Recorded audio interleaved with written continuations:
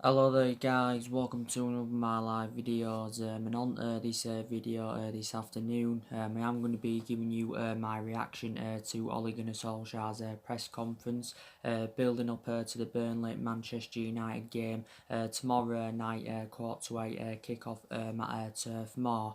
He has said quite a few interesting stuff during his press conference.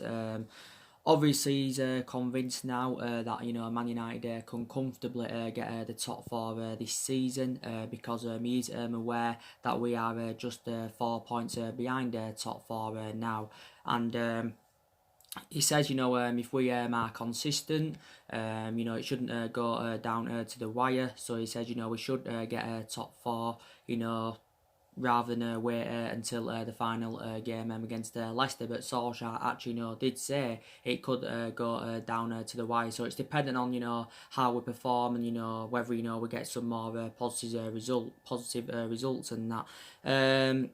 Also, during the press conference, he did actually say that the team will challenge for they might challenge for a lot more things next year. But he still said he expects a lot for the team from the team this year. So obviously, he's already making plans ahead of next season. He's also provided us with some team news. He did say the players that weren't included in the squad against Newcastle are available, and that obviously he's confirmed that players are back in training. He also did say that Man United cannot replicate Man City's tippy-tappy football. So this is what he also said. So yeah, so these are the things we mentioned during the press conference. As you all know, Scott McTominay has got an injury. It came off yesterday in the 4-1 win against Newcastle. I think Solskjaer's confirmed he's damaged the ligament in his knee, but he doesn't know how severe the injury is. So I think it's unknown, whether or not, he will play against Burnley. But I've got to say, McTominay has been a revelation this season, and he has deserved to keep his place in the team, reflecting on his impressive performances. And I still definitely believe that McTominay is well, I think if he continues these good run of form up and that this good run of form, I think he can be the long term solution for Man United. But it wasn't too long ago that McTominay had an ankle injury, so I am hopeful that his injury is not too severe. Paul Pogba could be making his first start in 3 months. Because obviously now he came on in the game yesterday against Newcastle, made an impact. I think he also made an impact when he came on in the 2-0 defeat against Watford. But we do know the difference he does make in that midfield. But I thought he would have started against Newcastle, but I think it's actually more than likely he will start in the game against Burnley tomorrow. Don't forget, Paul Pogba was out with an ankle injury for 3 months, or was it over 3 months? Then obviously, he had an illness. But the positive is, it is good to see Paul Pogba return, and obviously, Solskjaer has recently, admired the player, and he's obviously, said that Paul Pogba will not be sold in the January transfer window. I'm very sceptical that he will be at Manchester United next summer, but even if he doesn't leave next summer, I still believe at some point in his future he will leave Manchester United in that, because Pogba revealed at the beginning of the summer that he wanted to leave Manchester United because he did say he was seeking for a new challenge and that, and during the course of the summer he was relentlessly linked to a move to Real Madrid. There was also rumours emerging out of him possibly making a return back to Turin. But Paul Pogba now in total has made 150 appearances for the football club in all competitions and scored 31 goals in that. But yeah, he'll get a lot of games now under his belt anywhere now that he is back in action. So hopefully against Burnley, we can replicate what we did yesterday against Newcastle and that, because I thought it was a very, very good performance against Newcastle yesterday. Solskjaer would give us a more overarching view on the game, and he said we showed a lot of intensity, we pressed well, we was good on and off in and out of possession. We created chances, and like I've said recently, quite a lot of aspects of our game have been improved. We've created chances, we've scored more goals, and that we've seemed to have that clinical element. I think defensively, we've slightly improved, which is positive now. But now, we've got to go on a good winning run, because there has been periods this season, like Solsjaker was recently saying, where we've actually done well, we've reacted to bad results, but we struggle to keep that consistency up. I think we need to go on a 7 or 8 match winning run at least. That's something that Manchester United do need to do in that. And I think the game against Newcastle is one of our biggest wins in the Premier League this season, since the 4-0 victory against Chelsea on the opening day. It was goals from Anthony Martial. He scored 2 of our goals. Like I said, Anthony Martial's done very, very well in the games he's played in this season, and you can say he had more inspiration in that attacking third of the pitch. Anthony Martial has now scored 57 goals for the football club in 192 appearances in all competitions. But yeah, he obviously got the man of the match. Martial actually could have had a hat-trick, but obviously he got substituted in the second half. Pereira got the assist for Martial's first. Wan-Bissaka got the assist for Marcus Rashford's third. I thought Rashford again had a really, really good game yesterday, and obviously he's a regular starter. He's now on 15 goals for the football club this season, is Marcus Rashford, so he is in scintillating form. Obviously Rashford now operates out wide, because obviously Martial plays centrally, because Martial had been given that number 9 shirt at the start of the season. But I've got to say Martial is more effective in that central position, even though for the vast majority of his Man United career he's operated out wide prior to this season. But yeah, Rashford, I'm sceptical that from now on he'll spend the entirety of his career with Man United. So far to this point, he has spent the entirety of his career with Manchester United and that. But yeah, I thought he was absolutely fantastic, was Rashford. Greenwood as well, it was good to see him, get his name on the score sheet. Mason Greenwood, he's in absolutely scintillating form, and I think Solskjaer probably will start him against Burnley tomorrow. Mason Greenwood can play as a number 9. Don't forget he can also operate on the right hand side, like he did do against Newcastle yesterday. Mason Greenwood is now on 8 senior goals for the football club this season, and I think as he develops more, probably in time to come, he will overcome Rashford. Probably maybe even will overcome Anthony Martial. But Greenwood is only the age of 18, but we have got to play more on a regular basis, because that game yesterday was only his second start in the Premier League, this season for us. So obviously take that into account as well. But yeah, I was very, very impressed with him. There was a lot of good individual performances, but we've just got to start performing like that more regularly. We are now currently 7th in the league. Like I said, we are 4 points behind top 4. We should have been in that top 4 by now anyway, because taking into account, if we'd have beaten Watford, if we'd have beaten Everton, if we'd have beaten Villa, would have won them type of games, then, would have been in that top 4 now, because Chelsea lost at home to Southampton yesterday. Chelsea are in a bad vein of form. They've lost 3 of their last 4 games, but I think it's very imperative that we do get that top 4 this season. Because obviously, want to get Champions League football secured. And when you're in Champions League football, you've got more chances of attracting players to the elite level. There's 2 routes we can get Champions League football. If we don't get top 4 this season, then we'll have to be hopeful, that we can win the Europa League and that. And I think analysing it, we are good enough to win the Europa League. We're into knockout stages. We're comfortably won Group L, and we got a fairly easy draw in that.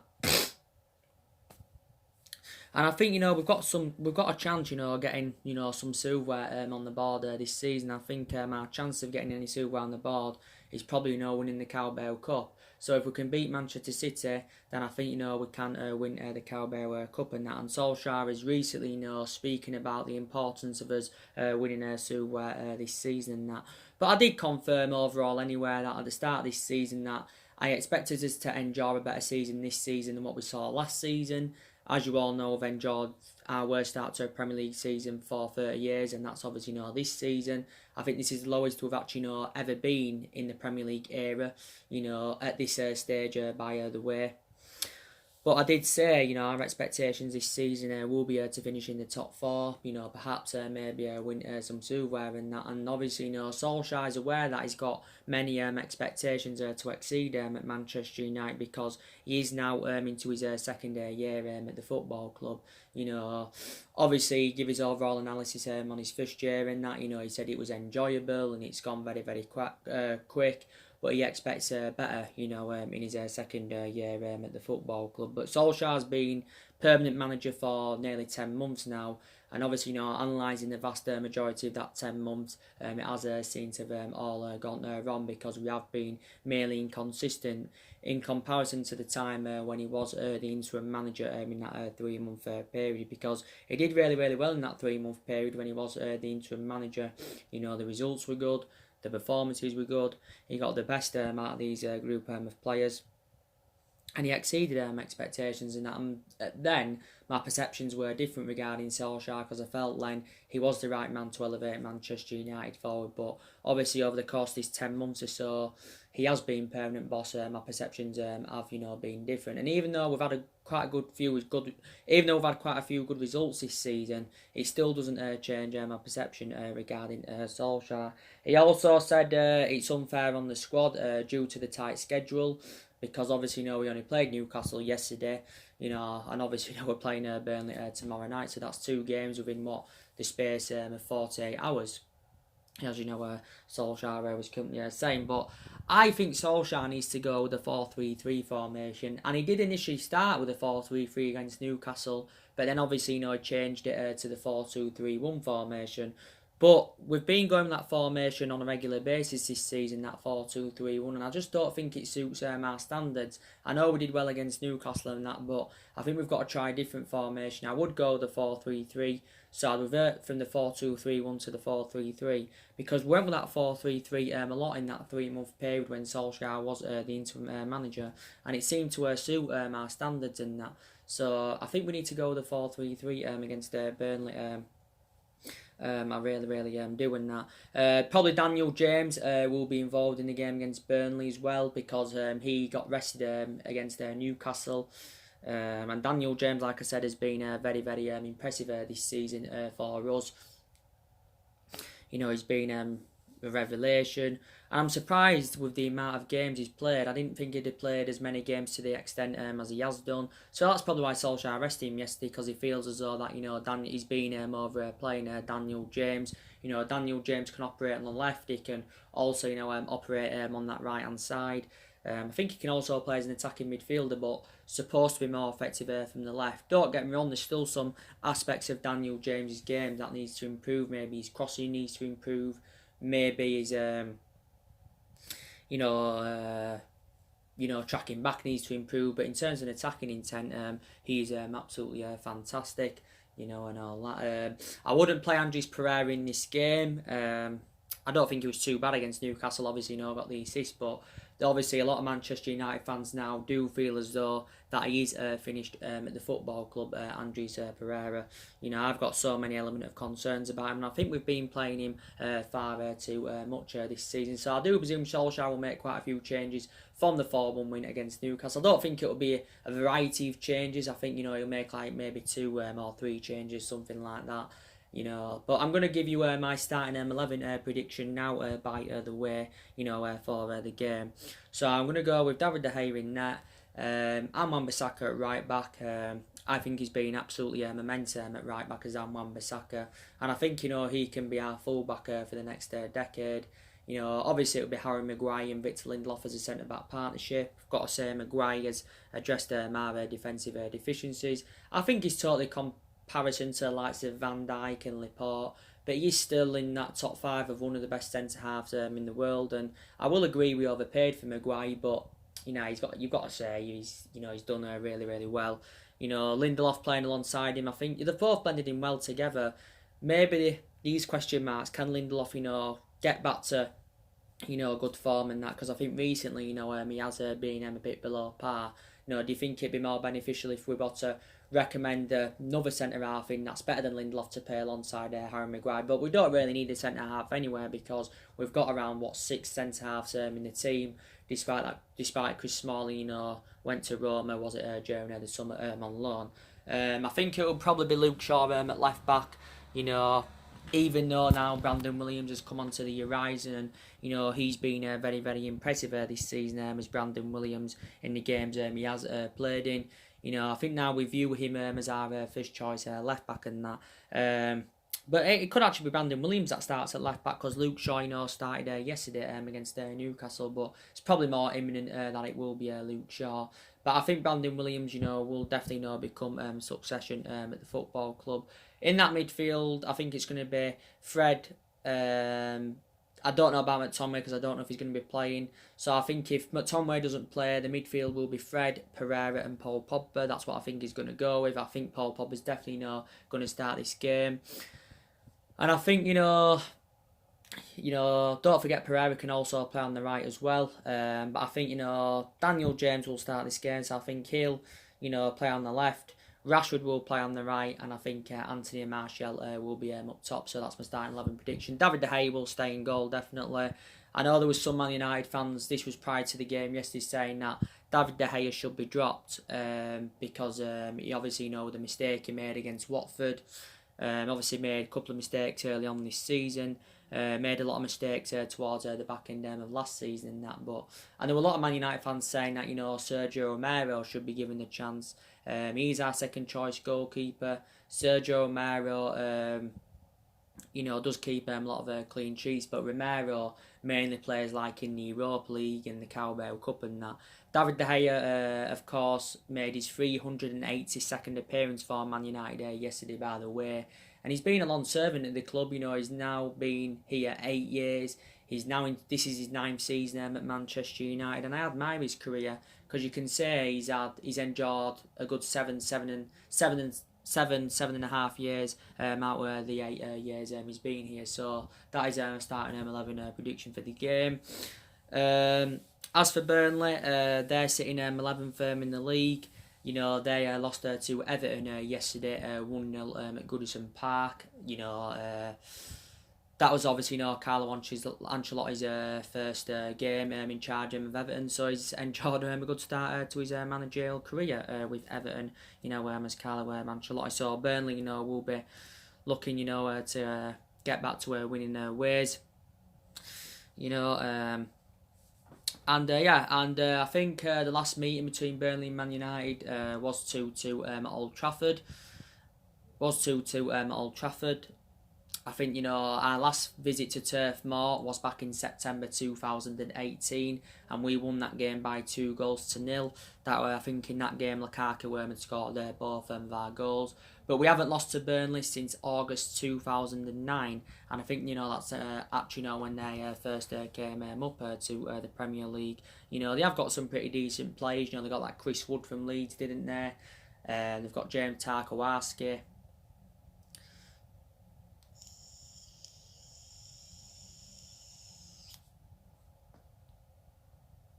I think they've got that Barnes as well. They've got Ashley Westwood. They've obviously got Aaron Lennon. I think he's been out of injury recently. So Burnley have got pretty few decent players. Obviously, Sean Dyche is in charge of them. But I think Man United will win this comfortably. But definitely now our away form has got to improve, because we have been terrible away from home. We haven't been so bad at home this season. We've only lost one game at home this season, and that was the 2-1 defeat to Crystal Palace earlier on this season. But, like I said on my recent videos, we've done really, really well against elite opposition this season. Like I said, we're beating Tottenham City. You can analyse it and say they're the two games that saved Ole Gunnar Solskjaer's managerial tenure at the football club. I think probably the City game is probably Solskjaer's best game so far during his managerial career with Man United. We beat Leicester early on this season 1-0. We're due with Liverpool. We're the only team this season to take any points from Liverpool in the Premier League. We beat Chelsea at the beginning of the season by 4 goals to 0. So on the day, we are capable of beating anybody. But what we've done against elite opposition, we need to replicate this more against lowered opposition. And fair enough, we did that yesterday against Newcastle. We did that against Alkmaar and that in the Europa League. But we've got to do it more regularly in that. And if we can do that, then I think we can get somewhere.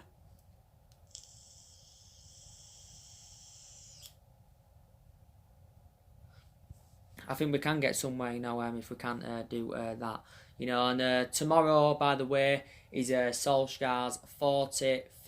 I think it's his 41st Premier League game in charge of Man United. Obviously, it's going to be his 59th in total, including the 18 games he did manage when he was at Cardiff and that. We're all aware that Solskjaer's record is really really bad in that.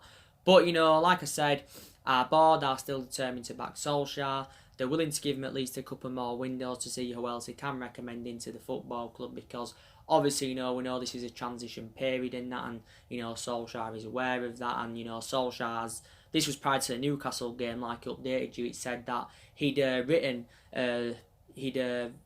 written the remainder of this season off, because obviously he knows we're not in that commanding position, as we should be in. Reflects on the size and the potential of the club, reflects on the amount of money that's been invested into the football club over the years in all the managerial areas and that. And yeah, we should be in much more commanding position, but there is still plenty of time to turn things around. And Solskjaer recently admitted that our rebuild is behind schedule. But yeah, and obviously, Ed Woodward is determined to stand by Solskjaer. I know I've criticised Ed Woodward on a lot of my videos. The vast majority of our players are still willing to keep faith in him. But their perceptions are totally comparison to mine and a lot of Manchester United fans, because I still feel as though that Solskjaer is not the right man for Manchester United. But like I said, whether his managerial tenure at Man United works out or not, we'll never forget, what he's done for the football club, because he was a great player for 11 years. He flourished under Alex Ferguson's guidance in that, and Ferguson transformed him into a winner. And, but as a manager, he's totally comparison to how he was as a player. As a manager, he just hasn't got that pedigree behind him. He hasn't got any intuition on how to manage in that. And like I've said, for the vast majority of this season, he's been tactically naive. He doesn't have a style of play. He doesn't really have a plan B in that. Okay, in some games he's got it spot on and we've showed tactical flexibility, and I've credited him, when he's deserved to be credited in that. But Solskjaer is not only the one that's been accountable for the vast majority of our bad performances and results this season. Like I've said on my recent videos, I think everybody needs to take responsibility. I think our board need to go, and we need to recommend a new board in, because our board are definitely a liability. Ed Woodward needs to go. I can't rely on Ed Woodward. I think we've got to get rid of Ed Woodward and recommend a new chairman in. Maybe we should get rid of the coaching staff. Solskjaer actually said as well during the press conference, he actually believes that we've got one of the best staffs in the country, one of the best facilities in the country in that. But I think we need to get rid of our coach staff. I think it would be beneficial as well if we did recommend a new director of footballing. That's one of the structural changes that we need to see at the football club. And I think, we also need to get rid of the Glazers. And, a lot of Man United fans, including me, have been criticising the Glazers, definitely. I still definitely believe that there's more players that need to leave Manchester United next year. I think, we need to get rid of another 4 or 5 more players in that, definitely. Because these still definitely problematic players at the football club.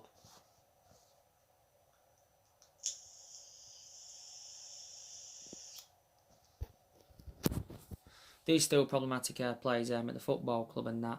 And I know a lot of players have left since Ole Gunnar Solskjaer's arrival.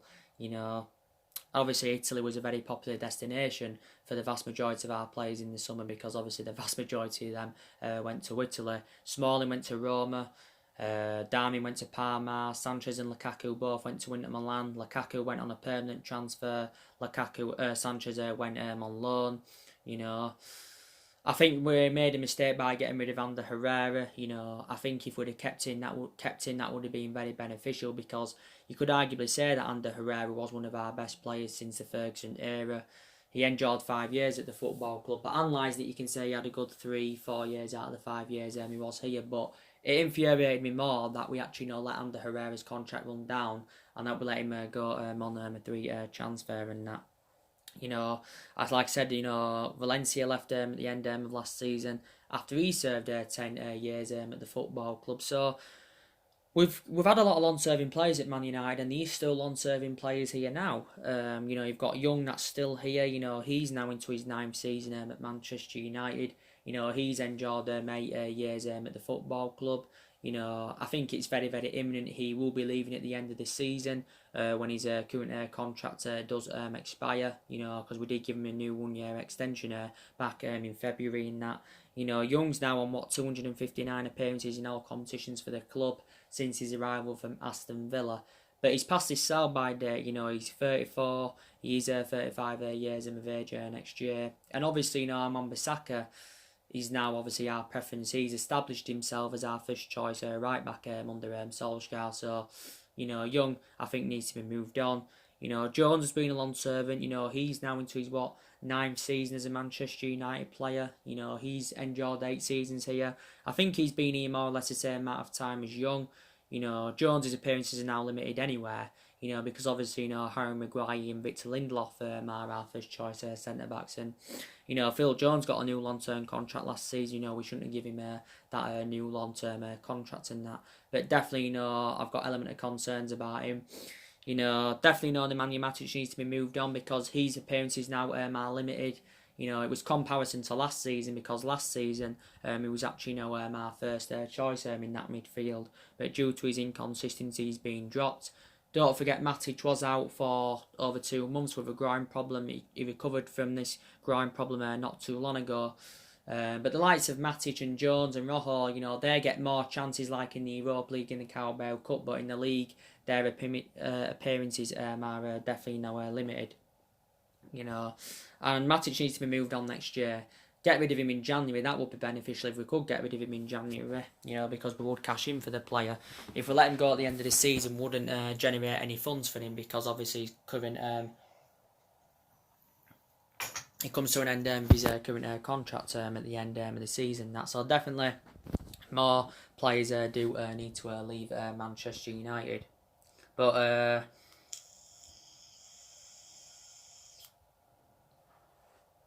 But like I said, next year we've got to address the deficiencies in the squad. We've got to reinvest in that midfield. We've got to get a couple of midfielders in. Someone who can replace Herrera. Also, someone who can replace Fellaini because Fellaini's another player that left in January.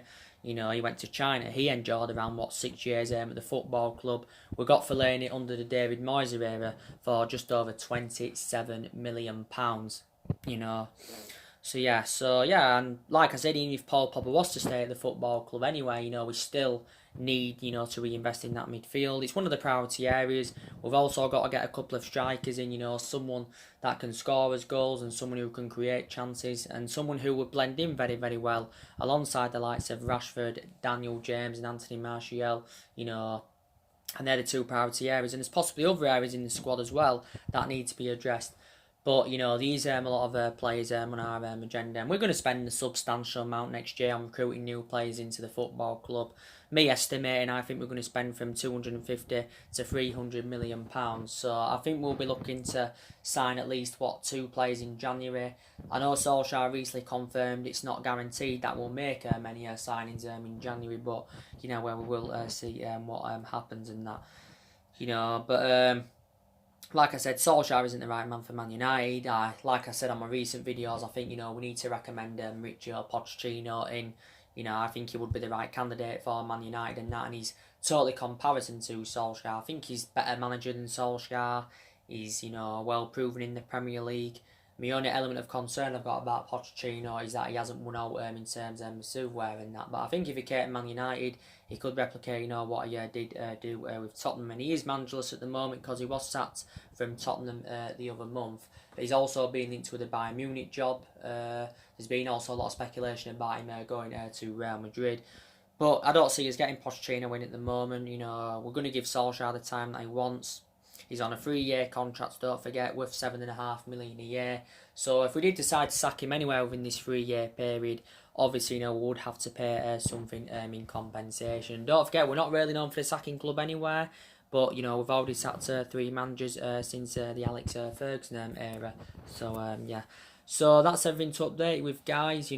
That's your reaction to Ole Gunnar Solskjaer's press conference. Yeah. There will be maybe one more video coming up soon, or we'll be back on tomorrow. Drop me comments, likes, below on the channel. If you do, consider subscribing as always, and take care. God bless, and I'll see you all again very, very soon.